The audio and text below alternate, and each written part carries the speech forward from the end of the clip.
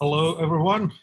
Um, my name is Alokik Abhishek. I work here at the infrastructure line of business here at ARM. And I'm joined today with Patrick and Jordan. Um, I- as part of infrastructure line of business, my work here involves getting some of the cellular and enterprise networking solutions built better on ARM. And in this particular workshop, we are trying to um, bring up an open source project called Magma on ARM, and build our own LTE network here, and do maybe a live connect and do some browsing on a phone. So with that, I hand over to Patrick, who will introduce himself. Patrick? Thank you, Alokik. It's really a pleasure for us to be here. So thank you, first of all, for inviting us to participate, Alokik and Rob. It's really been great to work with you at ARM. First, a few words about Connect 5G. We are a telecom services company. We specialize on integration, radio integration, transmission integration. We work predominantly with the US market. A lot of work goes into the rural America. We work with 5G, CBRS, LTE, and so forth. And we could see that particularly in the rural America, the initiative initiated by Facebook, originally called Magma, a virtual EPC, and then handed over to the Linux Foundation, was a phenomenal idea and something that we wanted to work with. And so about 1.5, almost 2 years ago, we started that journey. And if you could take the next slide, please, Laukik. So what we did, we started working on integrating the original Magma, which is x86 based, and we could see very fast that to get carrier grade and to get the throughput and the quality and performance that a MIMO, a 4x4 or 64x64 MIMO from an Ericsson or a Nokia or a Samsung would require, we could see that platform would not do it. So that's why we took the decision that we are a tier 1 company, meaning working with very high quality radio. At the same time, we wanted to provide an edge type of EPC, which we will see more about, while we provide a coverage given by traditional and very top quality radio. So that's what we started out to do. And the status right now is that very proud to say we have managed to port the original Magma code over to ARM. Not only that, but also harden it to generate carrier grade performance. And as we speak, we are live with and we're going to announce that a bit later, but with let's call it a tier 1 radio, both on 4x4 and 64x64, going into commercial networks. And today's demonstration is obviously a demonstration of what you could do even with the Raspberry Pi, which is super impressive.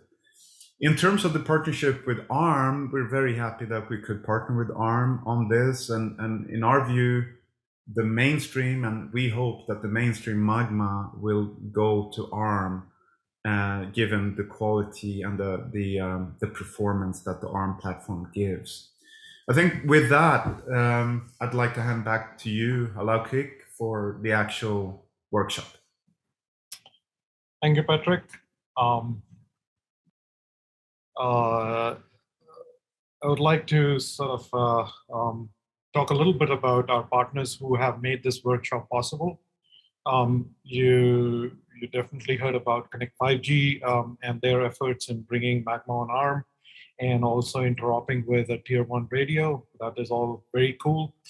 For this workshop in particular, like to give a shout out to all our other partners, mini nodes, who are hosting the Raspberry Pi for us, for you guys to work on.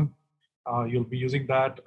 We have worked extensively with Facebook connectivity, and they have helped out in a lot of bring up activities and sorting through some of the kinks and quirks while bringing up Magma. Would like to thank Bicel for working with us. We have their commercial radio here in lab in Austin, and we will be trying to connect your the core that you bring up with the radio here and do a live call. And we are also working with Hawkeye. They are the ODMs.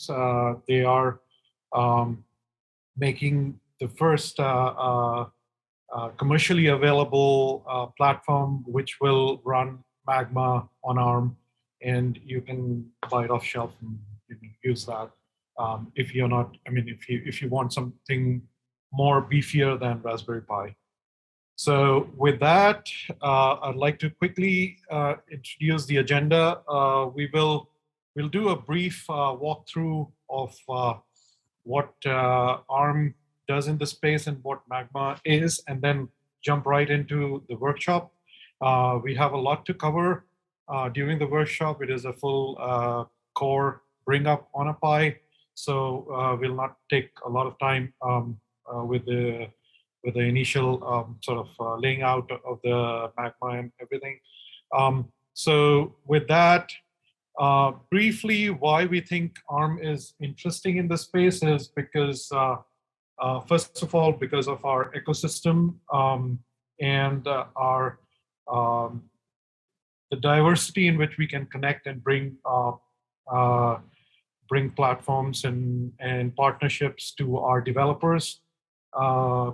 The cellular technology is becoming more and more software defined, disaggregated, heterogeneous, and having the right shape and size platform for our developers, our partners, is the key to bring products faster and quicker and easy to use for to the market. So we will. So we feel that we are at the right place, and if you look at generally the spectrum in which the cellular technology is operating, all the way from far edge to near edge to the edge cloud, with heterogeneous platforms everywhere with different shape and size.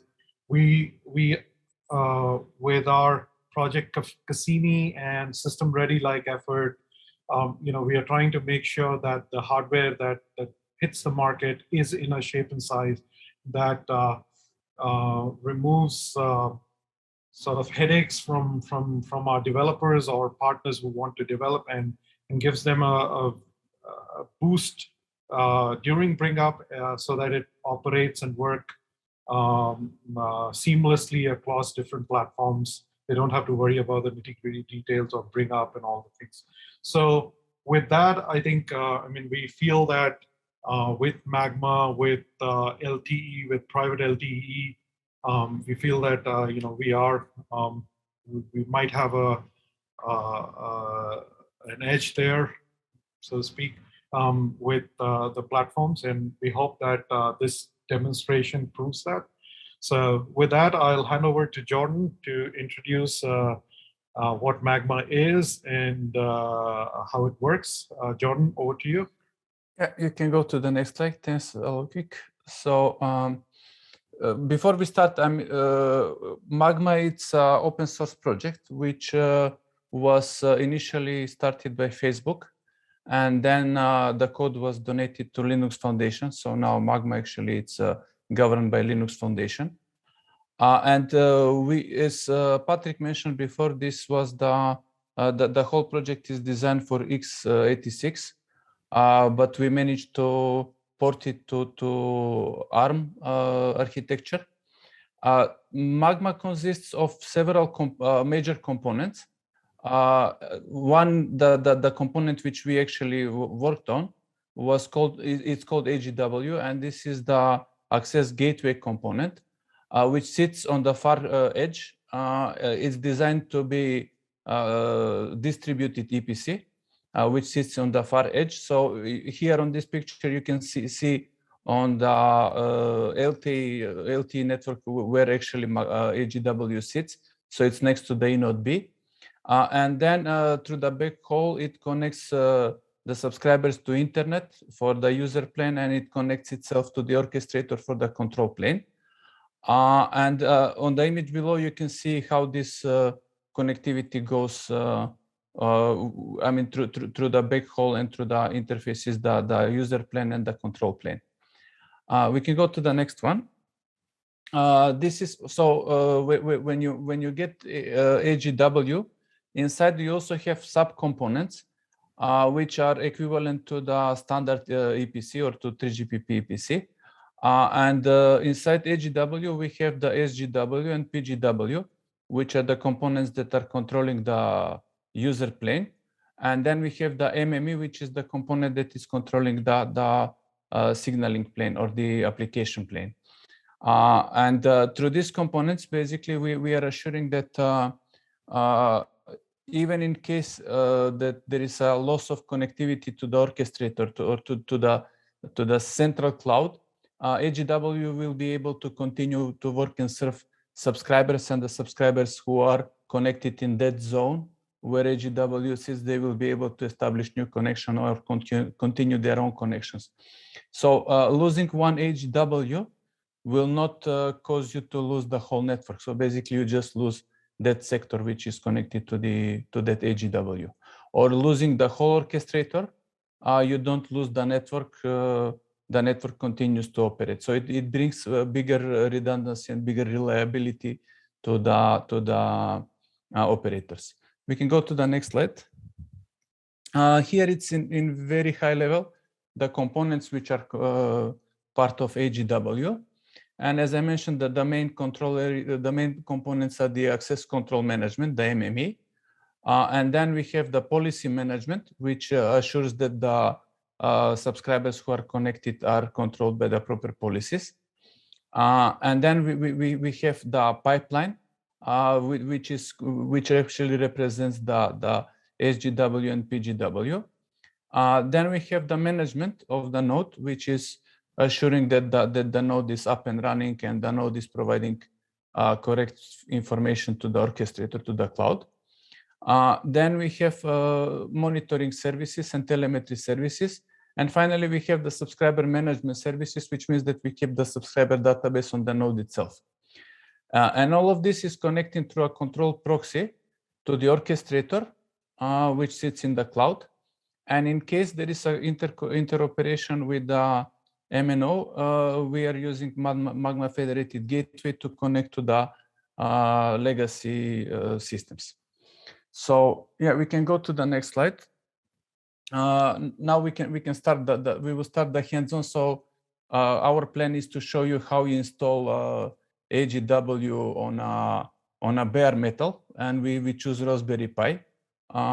So reason why we choose Raspberry Pi is that we can demonstrate that with such a small hardware, we can still achieve a very good throughput for LTE, and we can achieve a viable solution for let's say private LTEs. Our topology. So we currently have one bicell eNode B running with low kick in his lab. Then we are going to install AGW on the mini node cluster. And then we already prepared orchestrator on Amazon Cloud. So you can see we will be distributed, and we will show that distributed, Magma works in a distributed way. So let's go to the next one.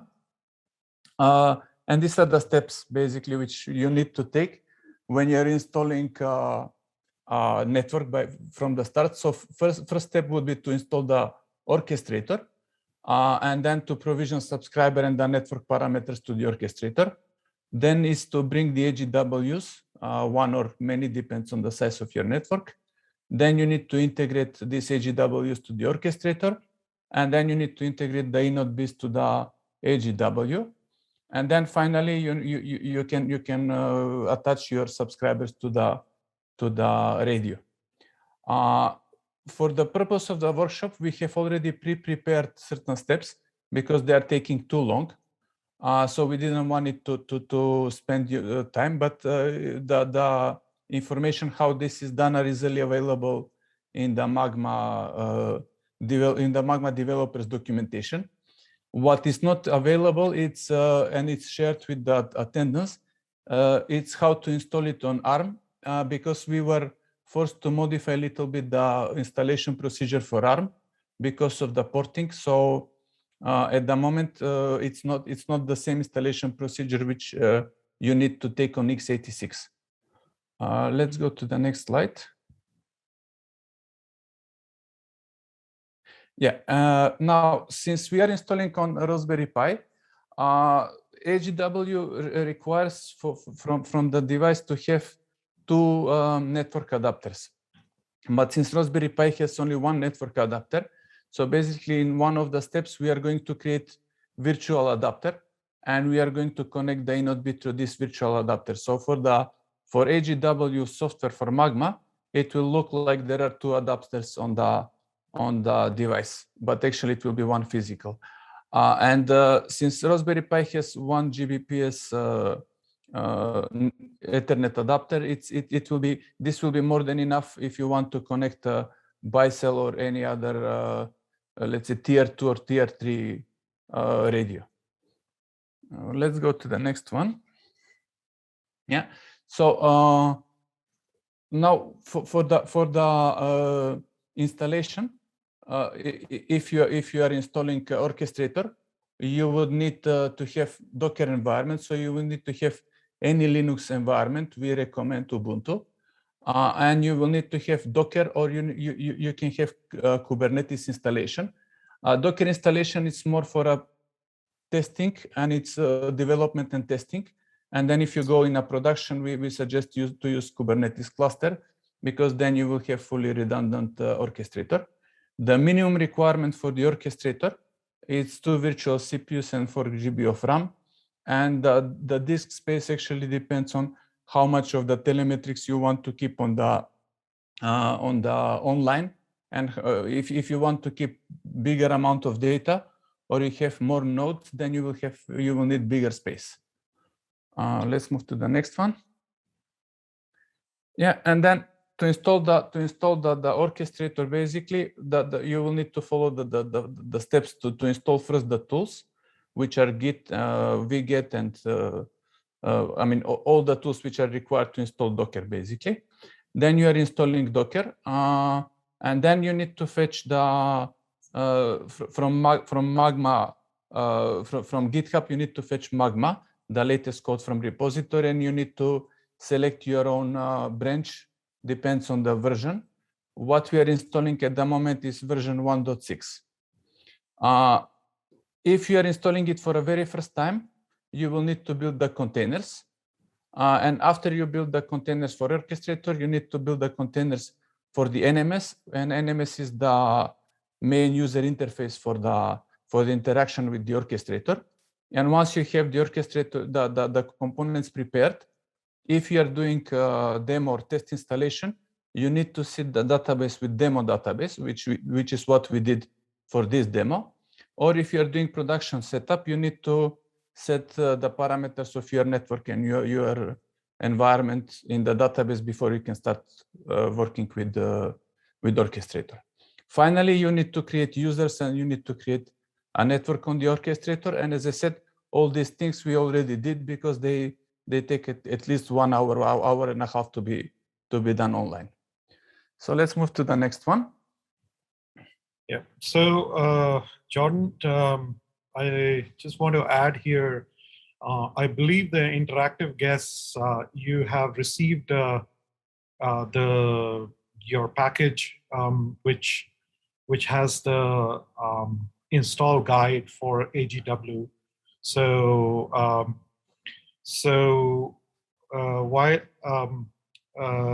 while we go through the installing Edge component, maybe what we can do, Jordan, is they can follow along, because it's already 20 minutes.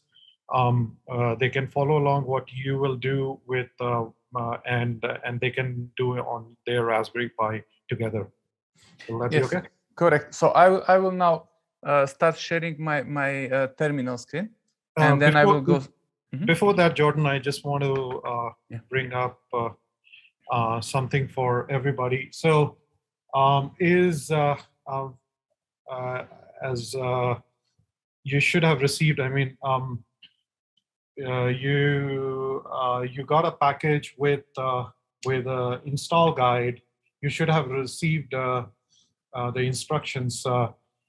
People who are as our interactive guest, you will see your name here, and you will see the IP address that you need to use. So the external IP to log in is 70.167.220.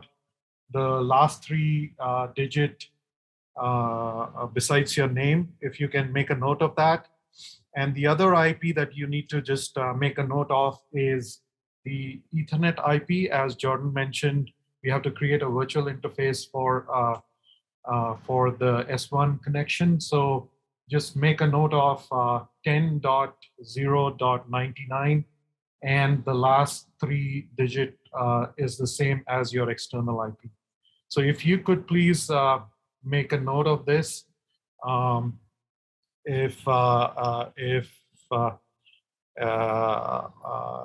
don't know how to manage this, but if you can by just show of hands or something, tell us that you have taken made a note of your credentials, then we'll move on to the actual workshop and install procedure. So I'll wait here for a couple of seconds.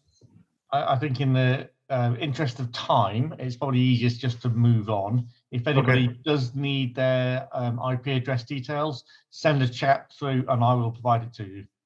Yeah, correct. I mean, you can assist them while I'm doing the steps on my computer. So I will be taking over the screen now.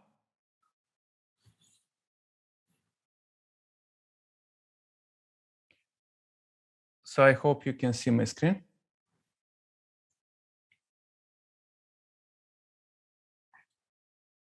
So first step, of course, is to log into the node. So after you log into the node, the installation steps, actually, you need to be root in order to proceed, because we are going to install lots of packages and we are going to change some things on the system. So you change yourself as a root. And on the nodes, we already have downloaded the packages. So you don't need to download the packages. But for the people who are going to do this at home, I mean, we have the link from where you need to download the packages. So I will enter the packages.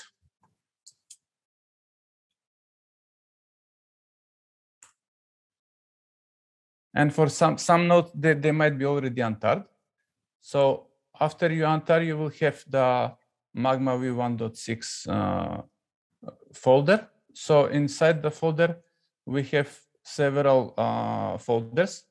The obvious folder, which contains the Open vSwitch, which is actually doing, it's responsible for the user plane. And then we have Magma, which is providing the packages for the control plane. And we have Envoy, which is still not ported, so it sits in emulator, and we are not installing it at the moment. So this is only there for people who want to test Envoy on ARM, but it's wrapped in, it's still x86, and it's wrapped in emulator in order to be able to run on ARM. So the next step after you have unpacked is to install the tools. So we will need to install the build essential tools, because during this installation we are going to build the kernel packages for the Open vSwitch, and this takes around 2 to 3 minutes installation. While we're waiting for the installation, we do have somebody with a question. So I'll ask them to come off mute and ask you the question.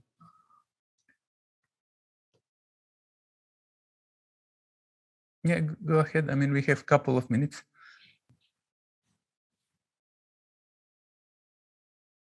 Panelist 1, right? Yep. I've asked them to come off mute.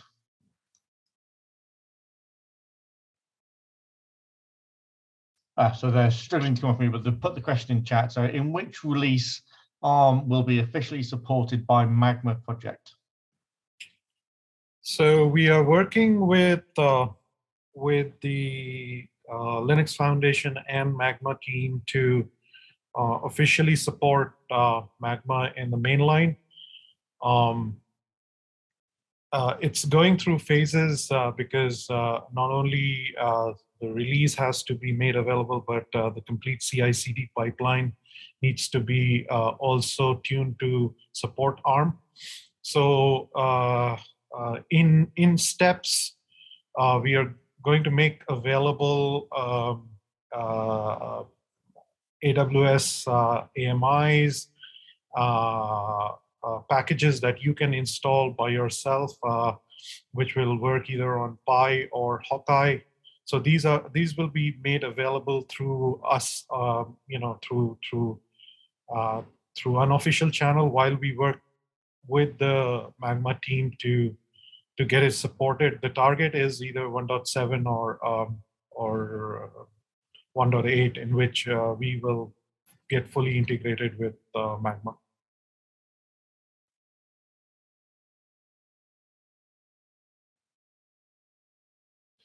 Okay, so I mean, sorry. Next, we need to install two additional packages, Python packages, which are required for the Raspberry Pi distribution.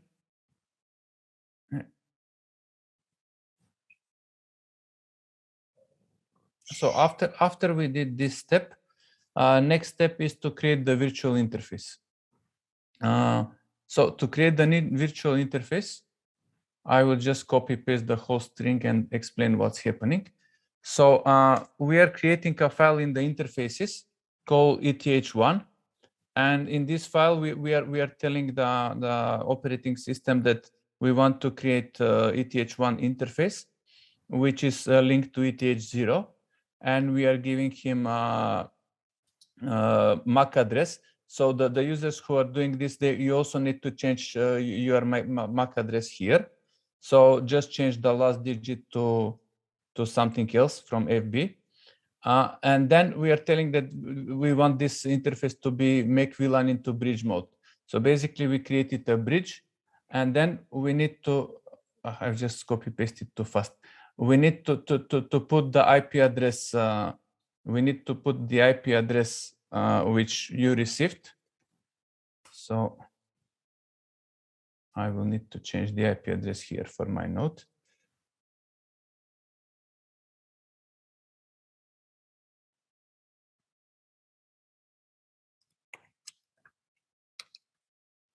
And as we mentioned, the IP address is the last two digits of the node, which in my case is 185.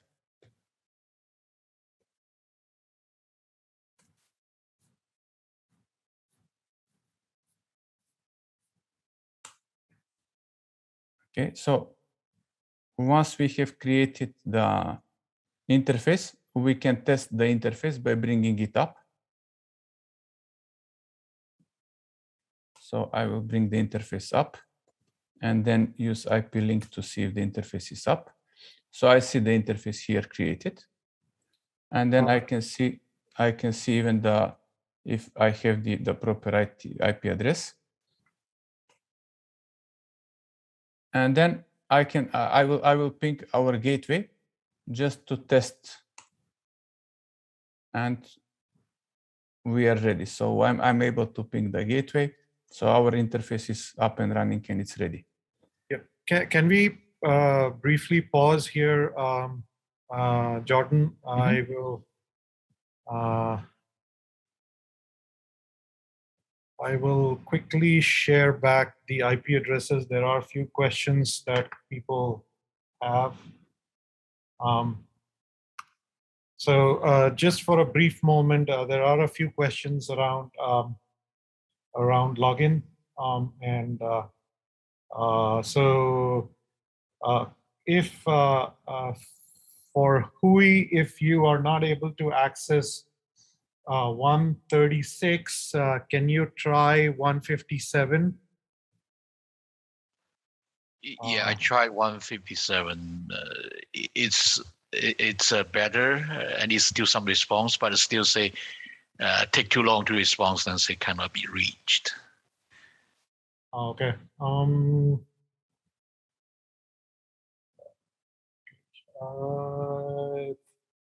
Let's take it offline. Then I will try to fix something for you. Maybe it's just the load on the switch or something which is causing the problem. Maybe it'll get lighter. So for others who want the IP address, it's here. Quickly, we'll go back to install procedure with Jordan in a few seconds. So if you want to just double check, this is what it is.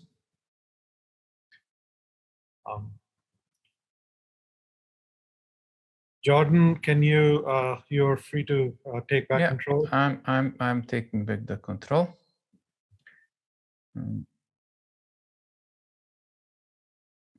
Yep.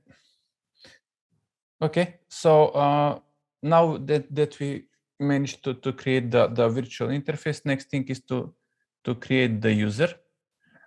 We need to have user Magma, and at the moment we will just give him a password Magma.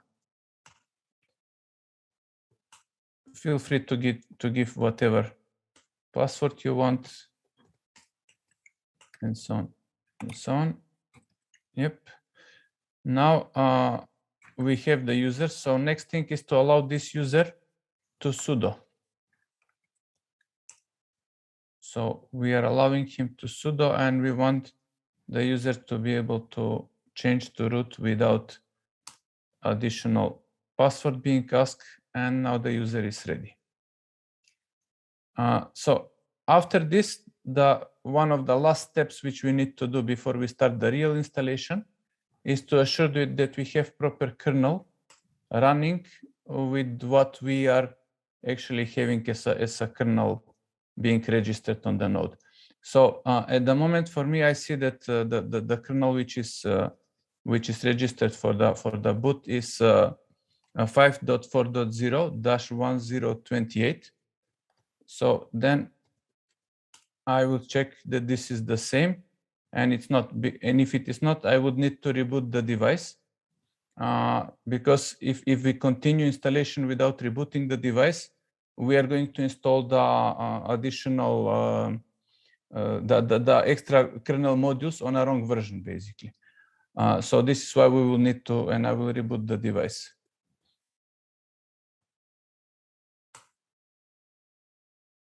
Okay, so yeah, Alokik, you have a couple of minutes for questions. Yeah, I think there has been a slight confusion. So your public IP, whatever the last 3 digit is, let's say 140, your ETH1 IP will be 10.0.99. Whatever that last 3 digit is, like for example 140. So just use that. Sorry for the confusion, but the last 3 digit of your public IP and your ETH1 IP should be the same. Just make sure of that. And the reason is that we will try to connect the bicell radio to your ETH1 IP. So, you know, as you bring up your AGW, we will we should have different for every participant, so that we can connect with them individually one by one.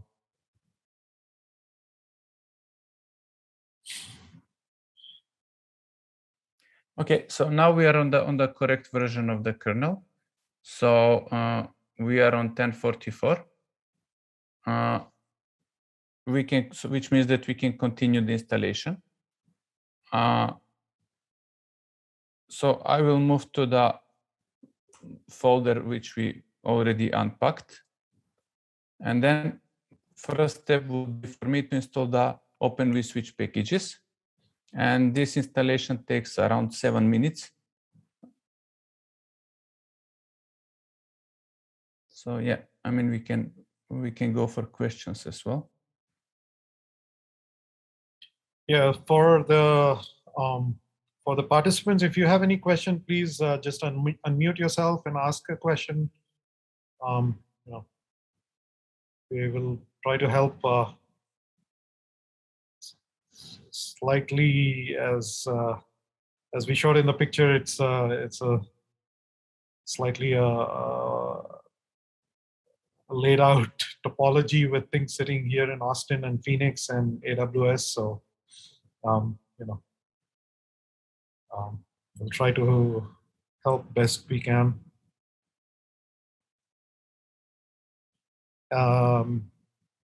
Any problems, any issues? Everybody following along? Things okay?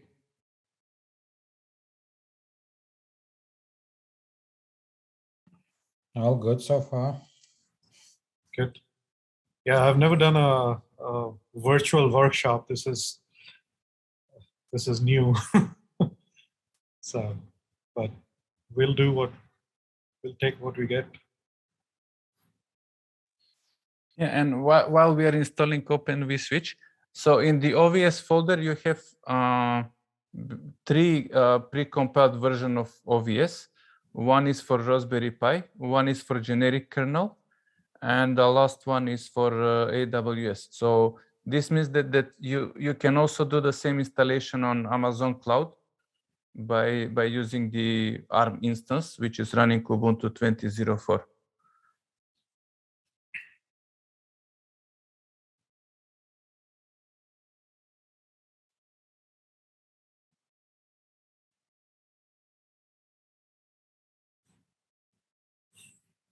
I think while the install process is happening, I will try to share my screen, Jordan, quickly. Mm-hmm.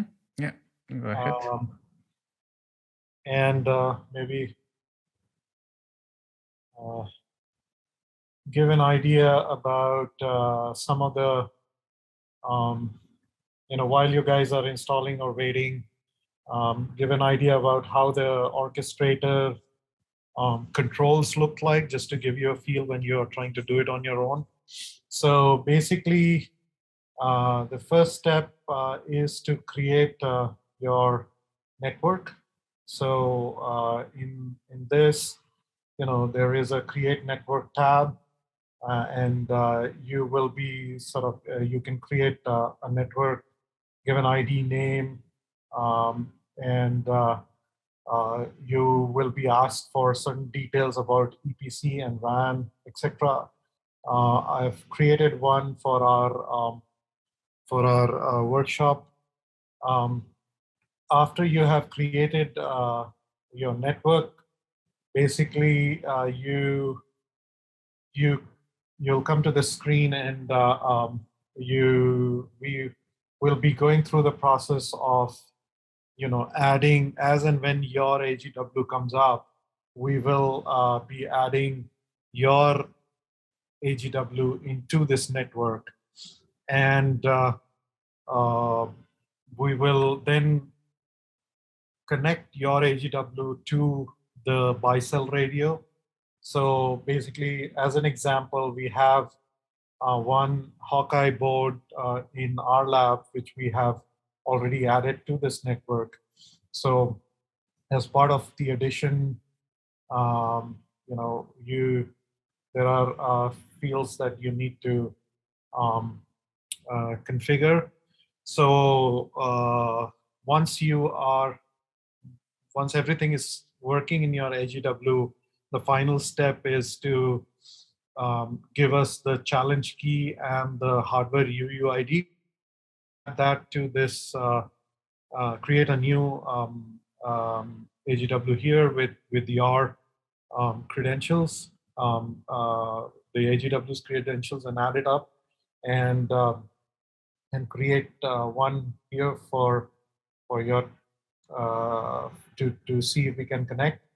What we have also done is we have created a subscriber. So we've the phone number for that subscriber is basically the last 10 digit here. And currently the network is operational and a phone is already connected to the network. But the way we have done it is we have taken a blank SIM, we have programmed the SIM, added the credentials. So during that addition, there is an authorization key and an OPC that needs to be added. So we have added that. So once your AGW is up, we will attach the same subscriber to your network and try to do a call on your network with the phone that I have here in the lab. So just to give you a feel of or walkthrough of how the configuration panel looks like. In the there are certain, we'll go through some certain details like you have to create your access point name. You have to create your credentials which match the RU, like ERFCN number and the MCC MNC code and all those things, right? So there are some steps that that you'll have to follow, which we did, which we pre-configured here for the sake of time. But it is, in essence, it is a very intuitive sort of dashboard, not very complicated. So if you know the basics of LTE and the few top parameters, I think it should be pretty easy to configure. Back to you, Jordan. Yeah, the installation is ready. So let me just try to take over the screen.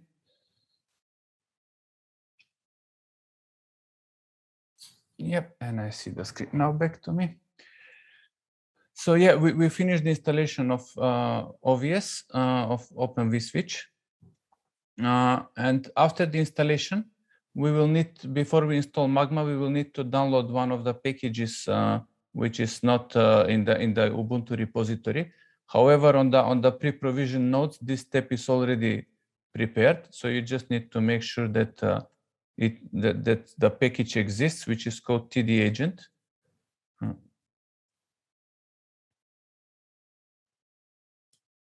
Yeah.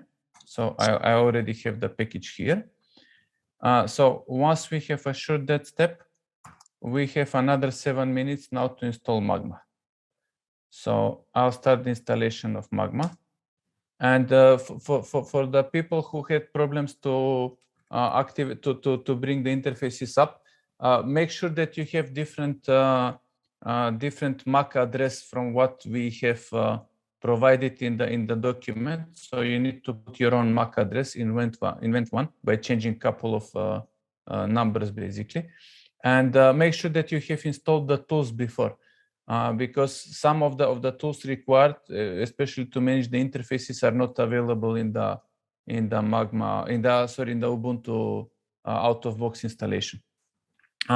Now during installation, we will be asked to if we want to allow super users to capture non-super users to capture Wireshark packages. It depends up to the administrator of the node to decide if he wants to allow normal users to capture packages or not. We usually don't allow this. And then before the end of the installation, we will be asked another question, and this is the most important question basically, because we need to override the auto upgrade functionality.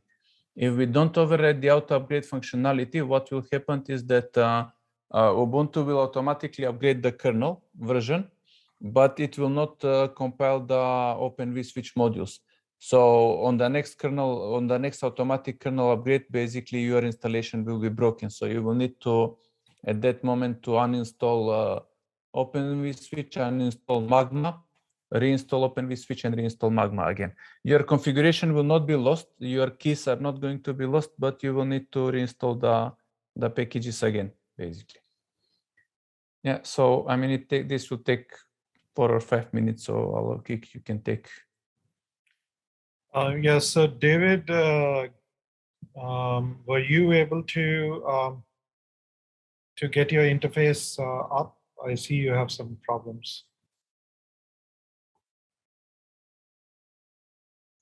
I'm still having problems, unfortunately. Am I supposed to use different MAC address? Yes, because we are on the same network. So Yeah. because we are on the same network, we use different MAC address. Just change a few Correct. letters. I'll give you. I'll give you one. Make it up. I got it. Yeah.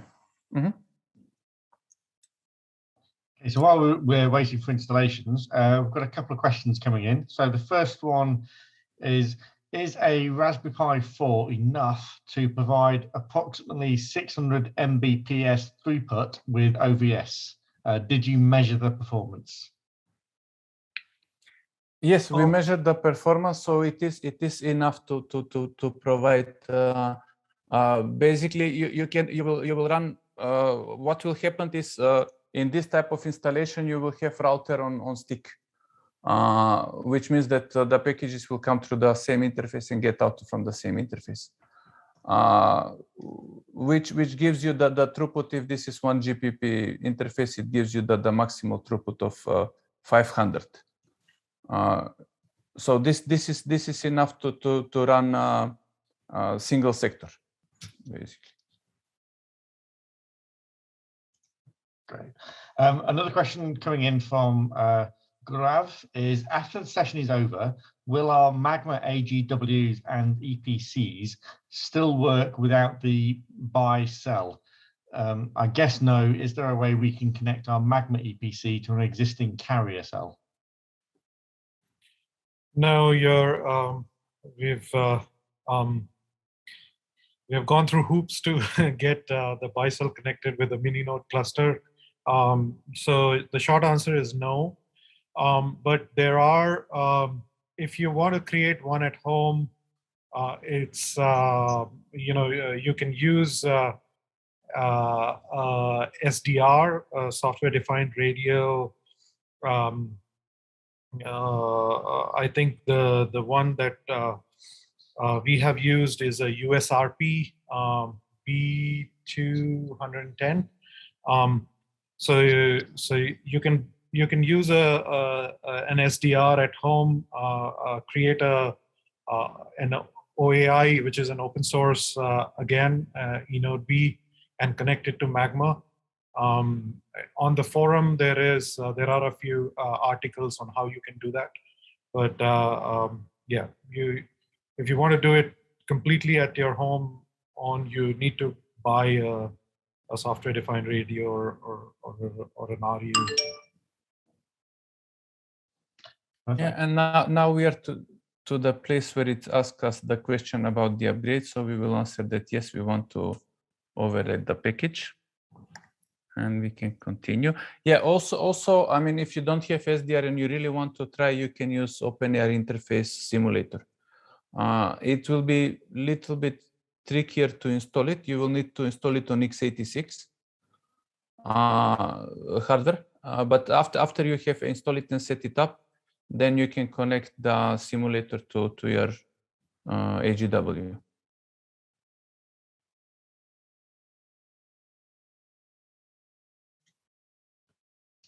And one final question currently open. If there's any questions people have after the workshop, how best can they ask them to you? I think the best thing would be if you can join Magma Slack channel, and there is an ARM Slack on Magma. You can post a question. Jordan, myself, and other people from ARM are there. We can support you guys if you want to bring things up or help you through the install if you want to do it at home. So I think the best method is through Magma Slack.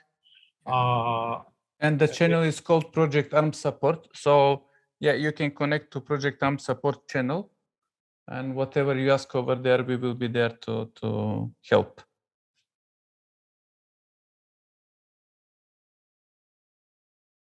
Okay, we are ready with the installation of Magma. So final step is to do some patches.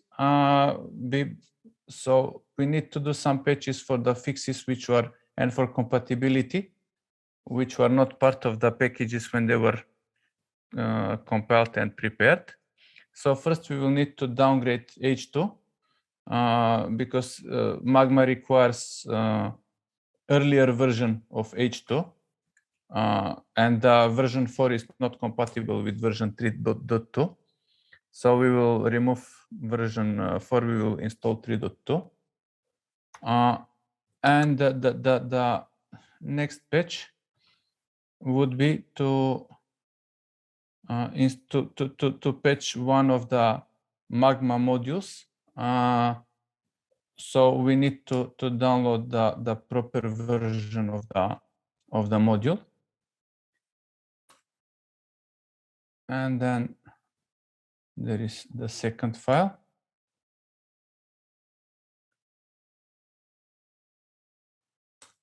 Okay, so now with this, we already installed everything on the node. So last thing to do on the node is to reboot.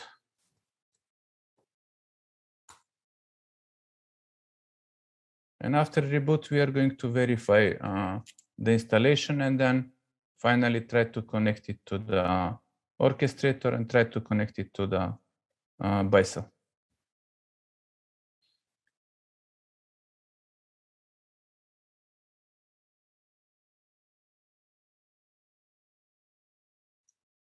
While we're waiting for the reboot, somebody's having a problem installing the H2 package. It looks like there's a Docker incompatibility. Yeah, that's what I've seen on your screen. Yes, this is because you already have Docker installed on your node. So yeah, for 1.0. So we can ignore it. Yeah, I mean, I suggest to ignore it. If you manage to uninstall, just ignore it and then install the version 3. Mhm.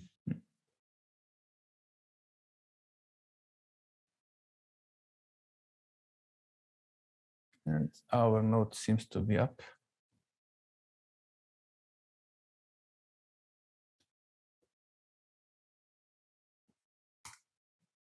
And even when we log in, you already can see that we have some additional interfaces which were set up. So now we need to verify the installation. So first we need to verify that the modules are properly loaded, that we have the proper modules, kernel modules loaded. So Actually, I have a question. So the health check script you downloaded, like I think the link is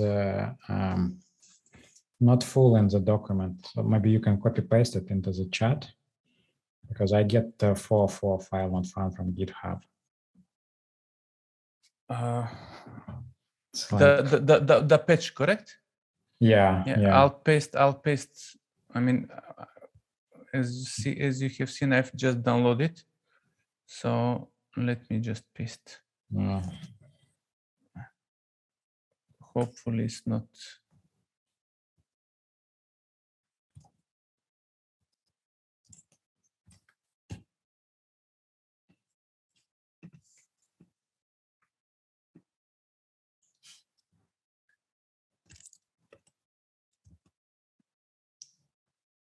Okay, so now we can see that we have vport GTP loaded, and basically this is the important for the user plane. Now we need to check if the Magma daemons are running.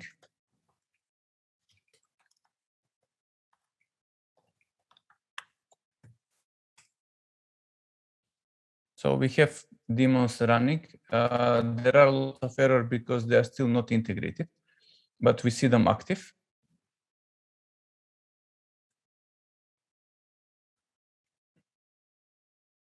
Okay.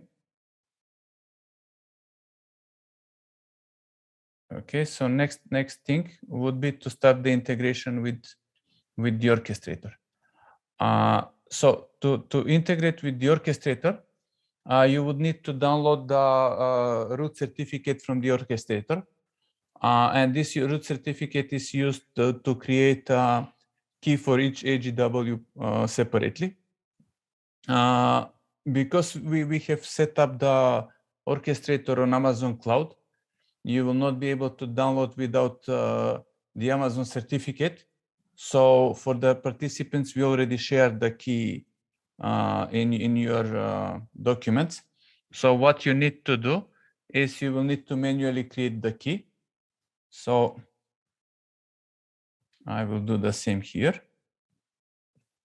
While you're doing that, Jordan, can you share the hardware ID and the challenge key so that I can create? Yeah. Good. So yeah, I'll share it right now. Okay.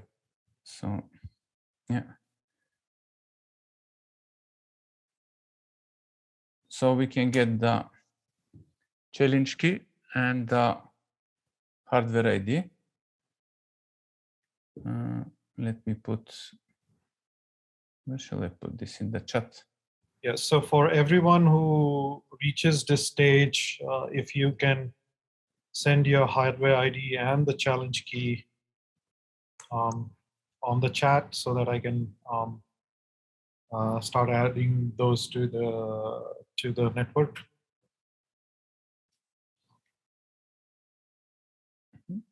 Okay, so now when we have the root certificate created, I'll move it to the folder. Yeah, I've created with the wrong name. Yeah, so I'll move it in the folder where Magma software will expect to find the certificate. And then I need to set up the DNS because we have not set up the DNS to point to the orchestrator. Next thing for us would be to set up the etc hosts file and put the IP addresses for the orchestrator with the names for resolution.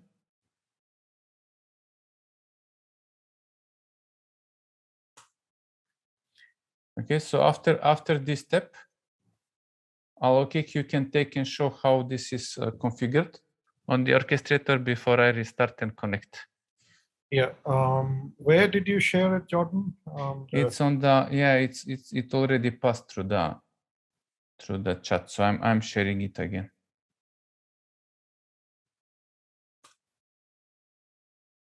So it's on the chat.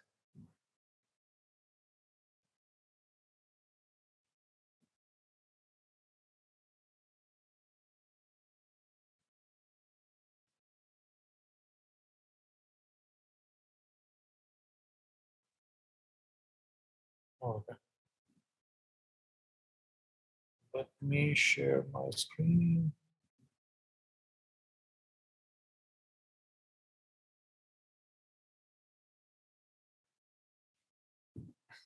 Okay, so what we are going to do now is we'll add a new gateway, which is Jordan's gateway. So we'll add, let's say, Jordan.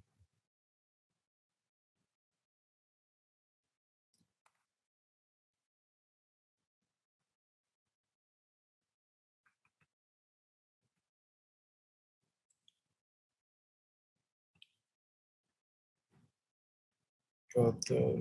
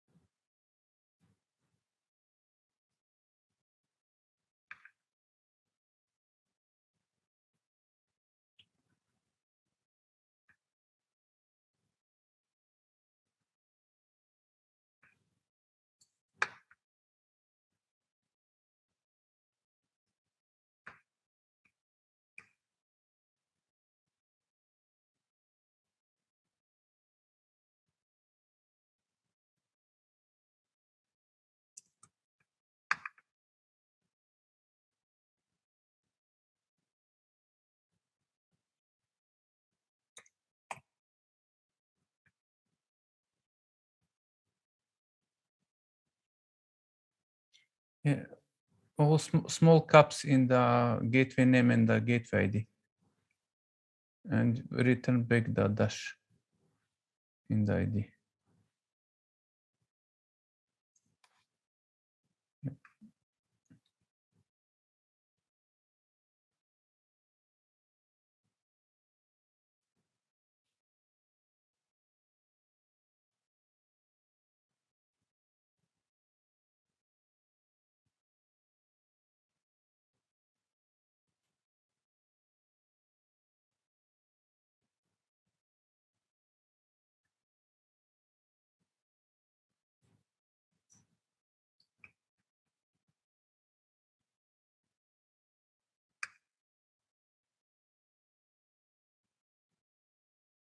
Okay, I have added Jordan to your. Yeah, and now next step would be for me to take over the screen and show how we will verify that this works. Panelist 2, I will add your ID as well. So finally, I will shut down the daemon. So I will shut down all Magma daemons. Let me just get the proper command. And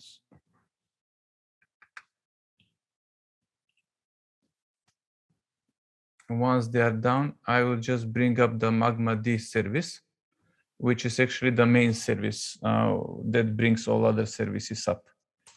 So I will bring the Magma D service. And this service is in charge to do the bootstrap, meaning to connect to AGW, to connect to orchestrator, get the key for AGW, and create a key for secure communication. And yeah, it's 70.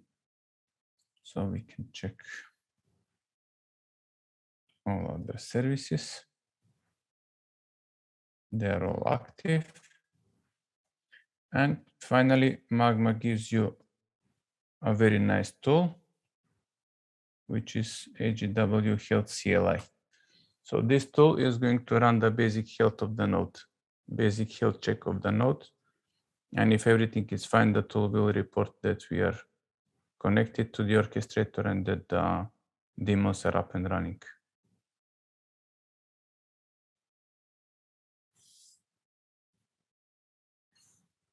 Yeah. So it seems that our connection to the gateway is successful, and our daemons, some of them are actually down. So redirect D and TD agent bit, monitor D. Monitoring daemons are down, but we will give them a little bit time to start.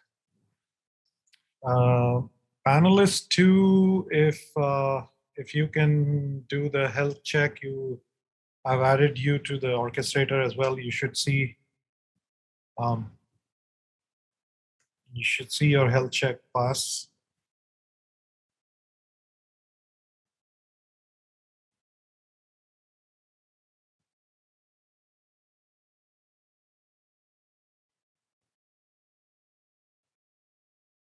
Yep. And after a while, all my services are up and running.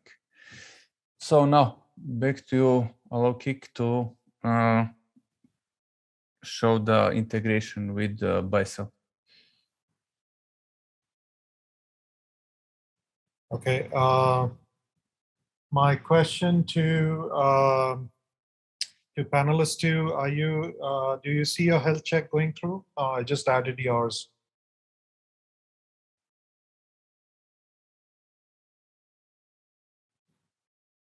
I wonder if you're asking me, am I a panelist or I'm Yuri?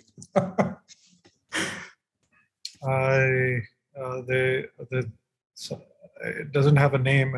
They sent me the hardware ID and.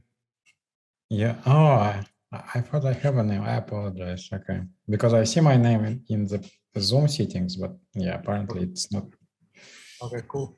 So I am going to So now that we have Jordan's AGW is connected to the orchestrator, we have configured it with the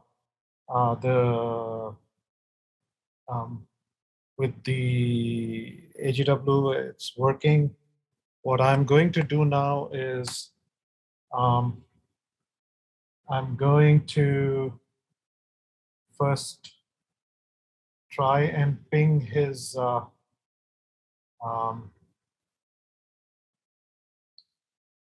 S1 or his ETH1 interface from Bicel and see if it is accessible. So, Jordan, what was your IP? 10.0.99. It's 185. 185. Okay. 185. 0.99.185.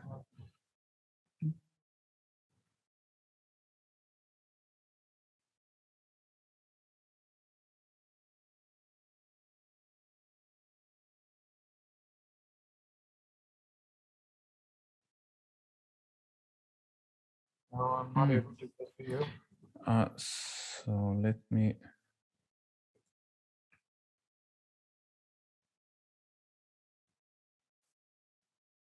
I can get the network, but I can't get to you. Yes. So first, I will just make sure that we have the I will change my. I will change my address.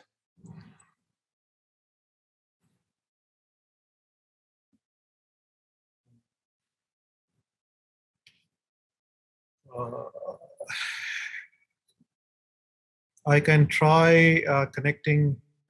Ping 1, and let's make sure we have the connection to the. One is pingable. Then I'll.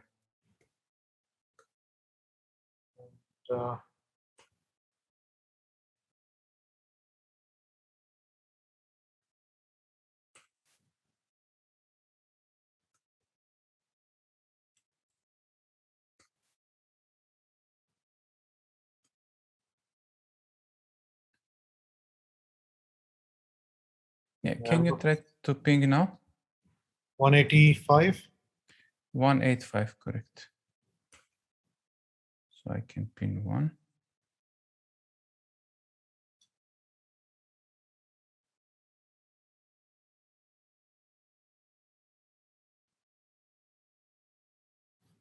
Now it looks like it is not going through.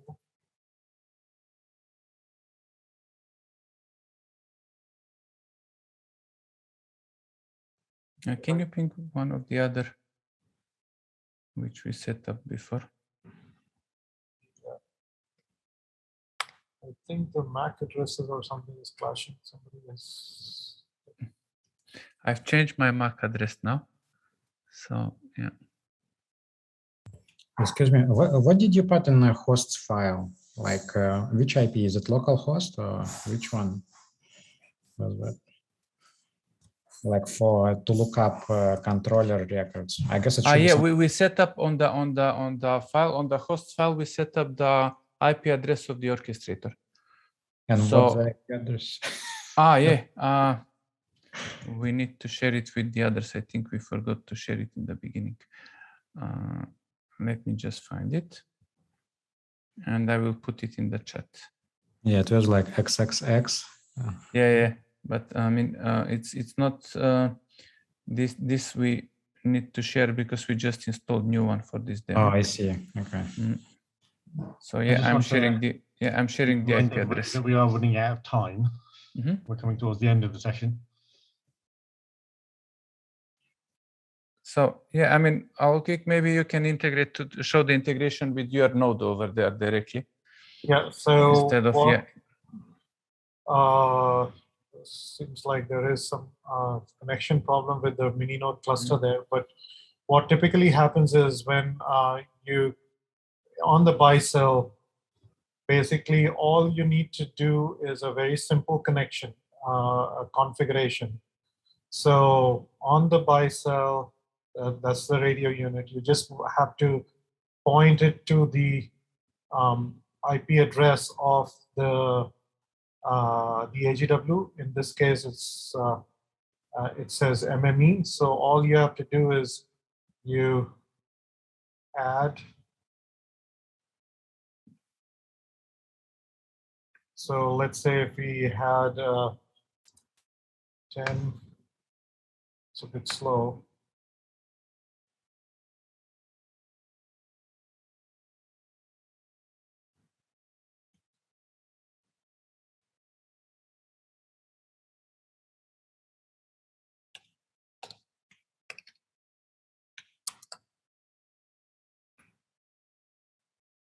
Just add it, and it will show up as a list of MME.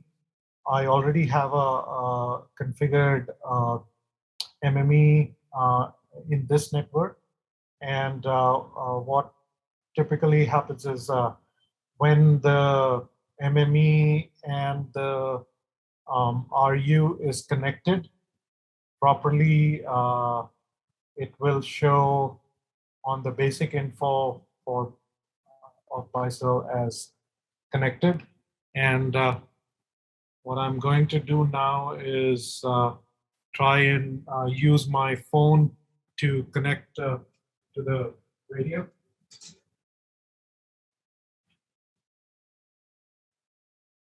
So I'm going to use a Samsung phone here, and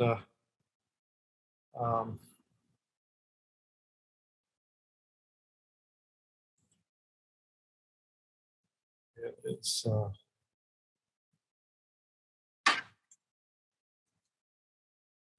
so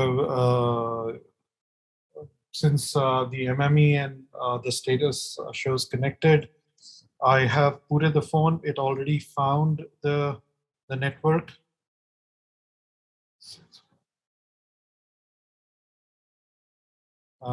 So if I don't know if it is visible or not, it's already connected as the LTE, and I will try if you could remove the background, we would be able to see the phone. It was a bit.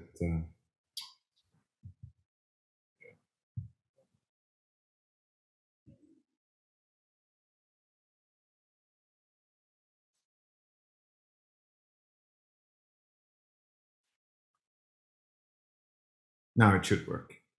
Okay. So basically, if you see, yep, I'm streaming the new James Bond trailer. So it is connected. It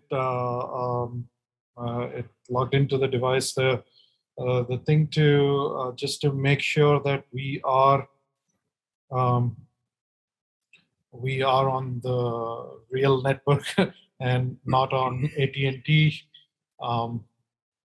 I am going to just check the APN on which it was connected. So the APN that we are using, that we configured, is OAI APN, and that's the same APN. If you look at my screen, we had connected this guy to the same APN. If you see the APN, sorry. If you see the traffic policy and APN, it's on the same network. So we can we now see that the end-to-end connection, what we brought up, and with the Bicel radio here, we are able to make a connection here. So unfortunately, I think we are out of time. We would have loved to continue, but I believe the recording is going to be available in public, right, Rob?